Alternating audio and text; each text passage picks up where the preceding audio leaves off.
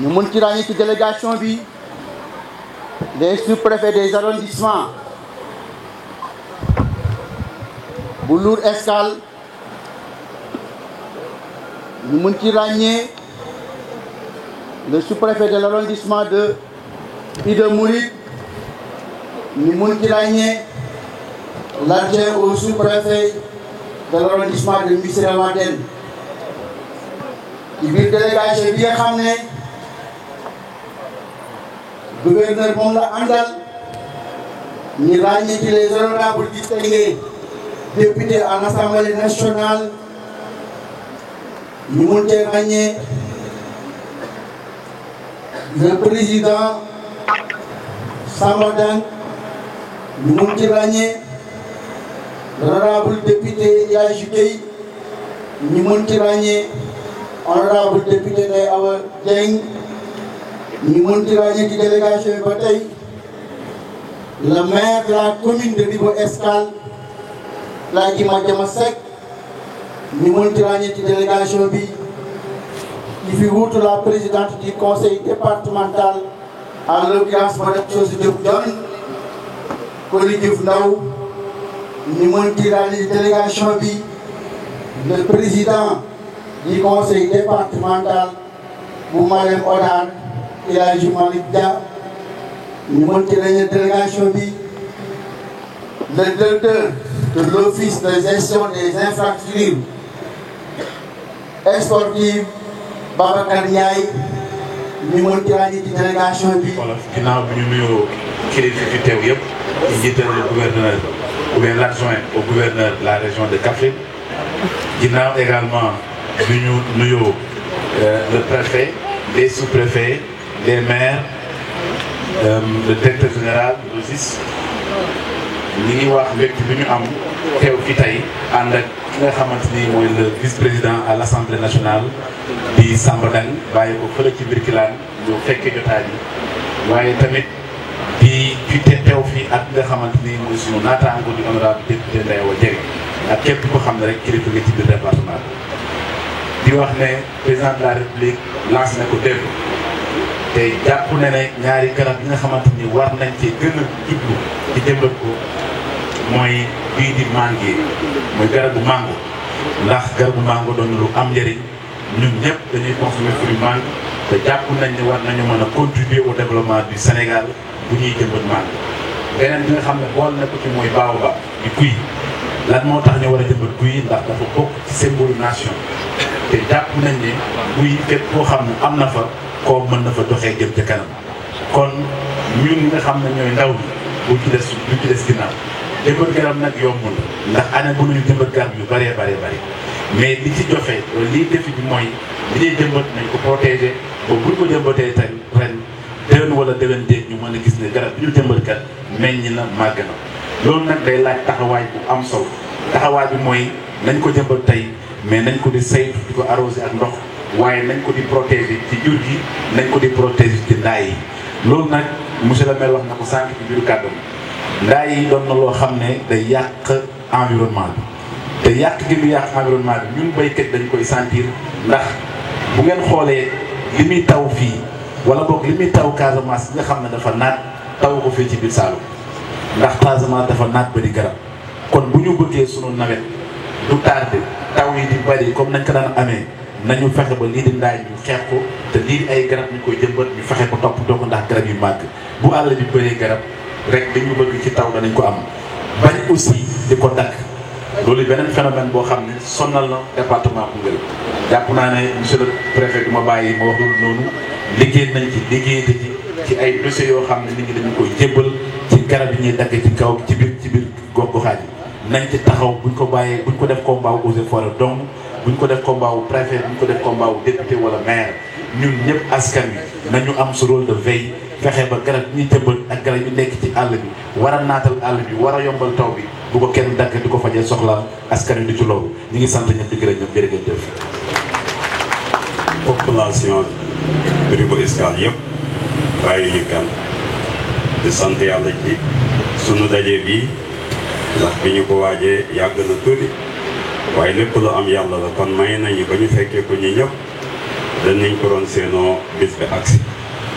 kon gannaaw loolu ñi ngi yëkkati sunuy kàddu ci li nga xam ne mooy sabab bi ñi ñëw bis bi naka la ñëwee Ribo war nañ ko fonk ñun waa Ribo Escale bis bi nekkul bisu Ribo Escale bisu Sénégal la bisu région Kaffrine la ndax gis ngeen tey gouverneur ànd na ak service yëpp ñu topp ko ñëw lan moo ñu ci indi nag ñu jël ci tuuti ci liñ ci mën a wax xëy na keneen ku ñëw yokku ci keneen ku ñëw yokku ci mooy bis la boo xam ne wax nañ ne président de la république bëgg na ci ñaari fan ñi jëmbat 1 million de garab ñu ne ñu xaaj ko de xaar région Kaffrine ci 100 000 garab ñi aaye ko Ribo Escale war nañ góorgóorlu ba région Kaffrine bu mu jël ndaare nañ fexe ba mu jël première jëmbatu garab boobu am na solo trop ndax président moo ko digle kàddu président day am solo waaye itam sunu borom wax na ne garab képp ku ko jëmbat fii ci àdduna ngay dund boo génnee jamono yowmal xiyam ku toog ci kër gi ku ci jëriñu tiyaaba ja danga ca am kon ñaari solo mu ngi noonu beneen bi garab képp ku ko yar ci sa kër di ko noyyi yemul ak ngay noyyi fu amul garab li nga xam ne ñu koy wax nag ñun askan bi population bi président mën na wax nañ jëmbat garab de gouverneur mën na ñëw indi ni message lancé ñu de mais ñoom di ñu dundal garab population bi ñooy jël ndox mi di ko sotti ci garab bi mën a dund dem yoonam bu ñu ko defee garab yi danañu dem li nga xam ne borom dëkk yaa ngi ko doon wax dëgg garab yi ci Ribo ci yéene ci biir dëkk bi yi nga xam ne nekk fu aarul yëpp ca la ñu xayma ca la ñu man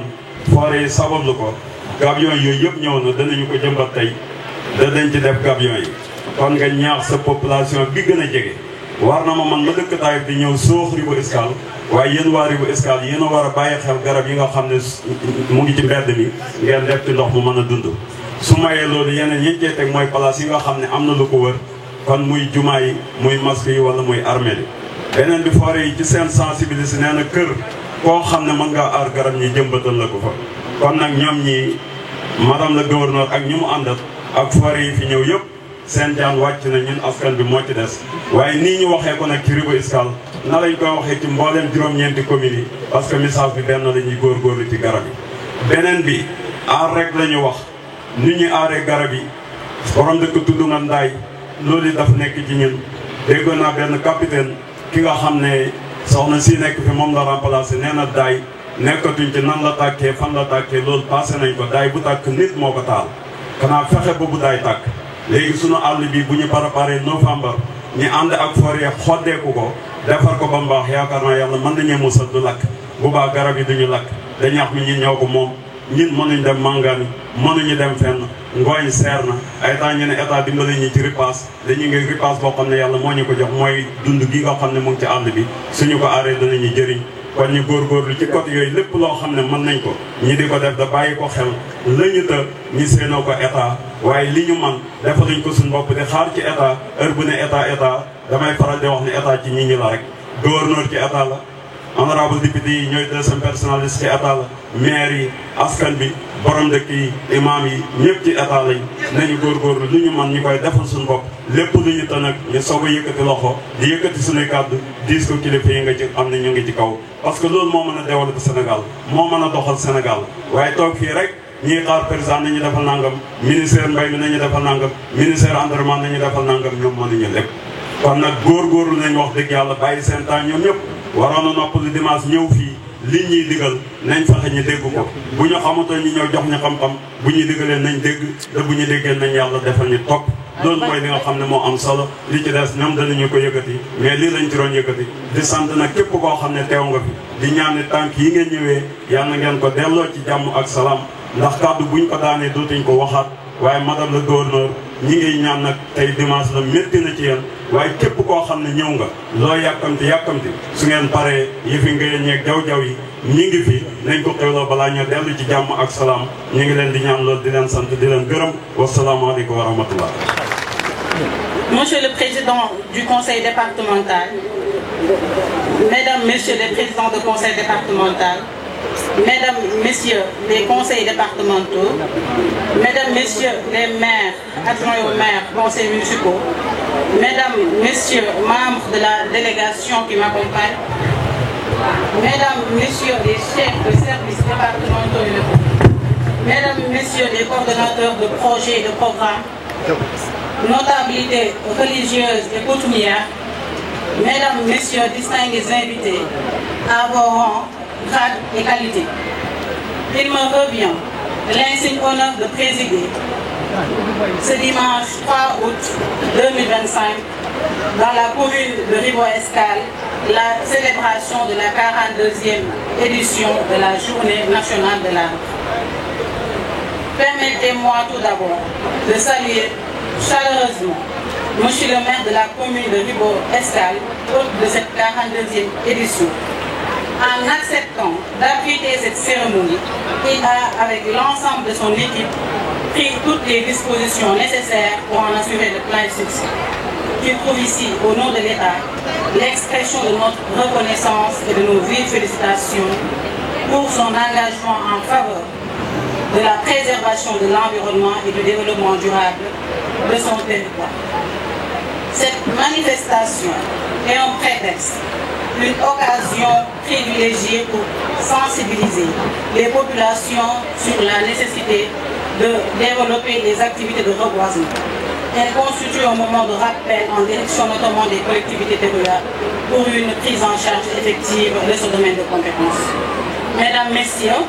malgré les atouts que lui confère la diversité et la richesse de ces écosystèmes, mais également le savoir-faire de ses populations, la région de Cap-Skirring est sujette à la dégradation de ses ressources naturelles et de son cadre de vie. Cette situation est essentiellement due à la péjoration climatique,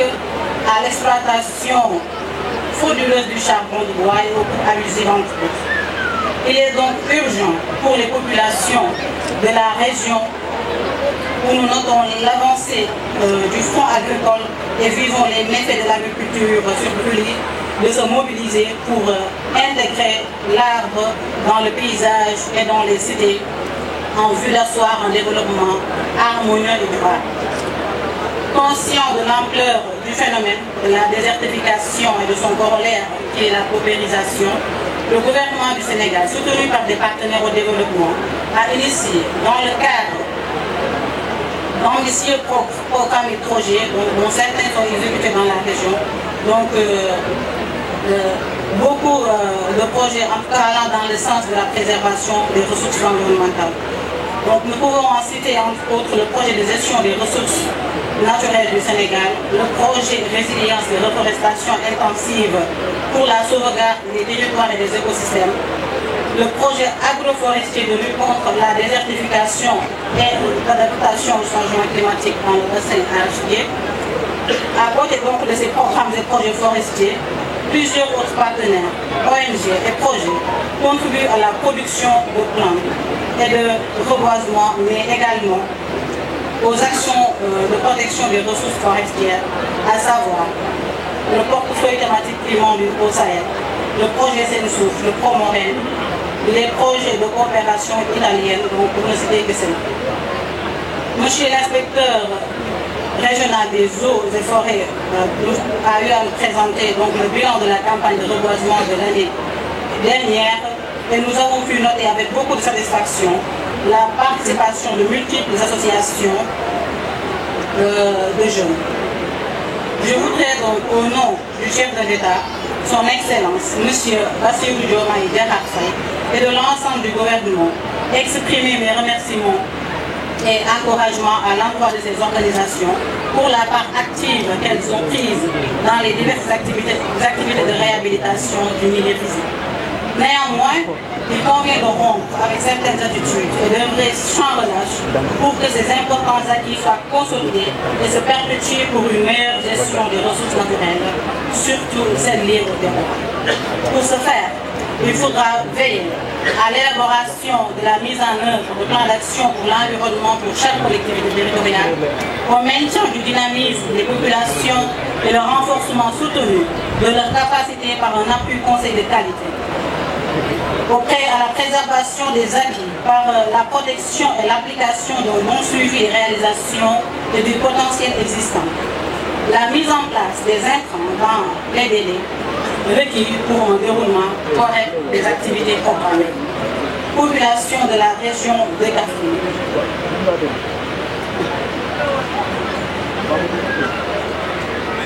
S'il est vrai que les efforts remarquables sont déployés pour reboiser, il convient aussi de noter que ces efforts peuvent être anéantis très rapidement si aucun suivi n'est apporté aux arbres plantés. Ainsi donc, il convient d'accorder une attention particulière à l'entretien des plants,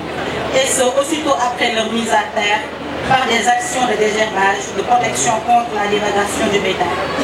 Aujourd'hui, plus que jamais, continuons ensemble à mener des activités de reboisement pour une gestion durable et participative de notre environnement et des ressources naturelles. La campagne nationale de reboisement de cette année doit se traduire en actes concrets à travers l'augmentation de la production de plants, des superficies boisées, une gestion durable des terroirs. Pour cela, nous misons sur la participation massive des populations avec en première ligne les jeunes et les groupements féminins. Mesdames, Messieurs, au-delà du symbole que représente l'acte de plantation d'arbres auquel nous vous convions tous à chaque fois que nous en avons eu l'opportunité, le thème choisi pour cette année, reboisement, souveraineté alimentaire et développement territorial durable, nous invite à une réflexion plus approfondie sur la véritable dimension de l'arbre dans le développement durable. Les arbres parrains de la campagne nationale de reboisement 2025 sont le Mangifera indica, le manguier et la dansogna digitata, le baobab, qui présentent beaucoup d'avantages. Le choix du manguier et du baobab comme espèce reine cette année donc, est particulièrement judicieux, nous l'avons dit. Donc ces deux arbres combinent valeurs nutritionnelles, utilité sociale, résilience écologique et potentiel économique. Le manguier contribue à la diversification alimentaire, à la lutte contre la malnutrition et offre des opportunités de transformation agroalimentaire et de commercialisation. Le baobab, emblématique de nos terroirs, est riche en ressources et en symbolique. Il est au cœur des savoirs endogènes et ses produits sont aujourd'hui valorisés juste sur les marchés internationaux. Promouvoir ces espèces dans nos campagnes de reboisement, c'est lier environnement, nutrition et développement local, conformément à la vision du thème retenu cette année. Ainsi, je vous exhorte au travail pour augmenter le couvert végétal afin que l'arbre demeure ce trésor tant convoité quant à la gestion durable des terroirs. Sur ce, mesdames et messieurs, je déclare ouverte la campagne nationale de reboisement 2025 dans la région de Kaffrine. Je vous remercie. Salam alaikum. Ñi fi toog yëpp autorité donc comme voilà participants les invités maa ngi nuyu ñëpp dina xaw a jafe tuuti pour li ma wax sant si nasaraan ma tënk ko ci olof mais dañuy remercier en tout cas monsieur le maire de Ribot Escale bi nga xamante ne at bi moom moo recevoir donc célébration 42e édition de la journée de l'environnement. Donc su loolu weesoo dañuy sant di gërëm donc participants yëpp donc prestation yi fi jaar vraiment c'était d'excellentes prestations et le message est passé je pense. Donc ñuy sant di gërëm waa Ribot Escale pour accueil bi vraiment ça a été très chaleureux. Di sant di gërëm autorités yi di sant di gërëm donc ñëpp ñi nga xamante ne ñu ngi fii ak surtout presse bi pour liggéey bu rafet bi nga xamante ne ni moom la ñuy def. Voilà donc di leen sensibiliser di leen ñaax comme liñ ko fi ñi fi jot a di parole li ñu wax par rapport ak importance su arbre par rapport ak importance su di jiw donc bi nga xamante ne ni moo ay garab donc pour prévenir en tout cas ces phénomènes météorologiques extrêmes yi nga xamante ne ñu koy dund waa région de Kaffrine tamit di ko sentir bu baax a baax a baax donc je pense que loolu moom moo ñu fa dajale woon tey donc maa ngi sant di gërëm ñëpp donc pour qualité accueil bi organisation bi lépp donc au nom de monsieur le gouverneur de la région de Kaffrine monsieur Marc Latel mais aussi au nom du président de la République monsieur Bassirou Diomaye Diakhar Faye je vous remercie.